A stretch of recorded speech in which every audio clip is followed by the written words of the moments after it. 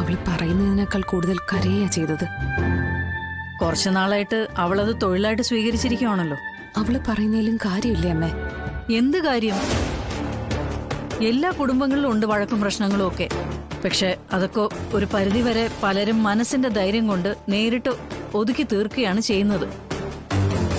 പക്ഷെ ശ്യാമ കാണിക്കുന്നത് നേരെ തിരിച്ചാ.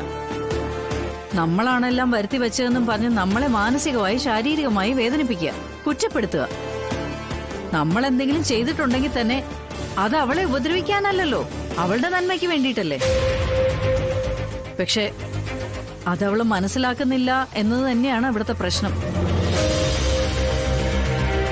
അമ്മ അവളെ അങ്ങോട്ട് പറഞ്ഞു വിടണ്ടായിരുന്നെന്നാ എനിക്കിപ്പോ തോന്നുന്നു. അവളവിടെ കണ്ണീരൊഴുക്കിക്കൊണ്ട് അമ്മയെ കഴിയുന്ന. അമ്മയെ ഇതുപോലൊരു സിറ്റുവേഷനിലൂടെ അമ്മയല്ലേ ജീവിച്ചു പോന്നത്. ഞങ്ങളെയൊക്കെ വളർത്തിയതും അങ്ങനെ തന്നെയല്ലേ. മോളെ, നീ മനസ്സിലാക്കാൻ വേണ്ടി അമ്മയൊന്ന് പറയട്ടെ. ശാരദ അല്ല ശ്യാമ. ശാരദ 3 പെൺകുഞ്ഞുങ്ങളെയും കൊണ്ട് വിധിയെ വെല്ലുവിളിച്ച് ജീവിച്ചത് ശാരദയ്ക്ക് ഒരു തൊഴിലറിയാവുന്നതുകൊണ്ടാ. ആരെയും ഭയക്കാതെ എനിക്ക് ജീവിക്കാൻ കഴിഞ്ഞതും ആ ഒരൊറ്റ കാരണം കൊണ്ടാ. ശ്യാമയ്ക്ക് എന്തറിയാം? അവൾ അവളുടെ ജീവിതത്തിന് വേണ്ടി എന്ത്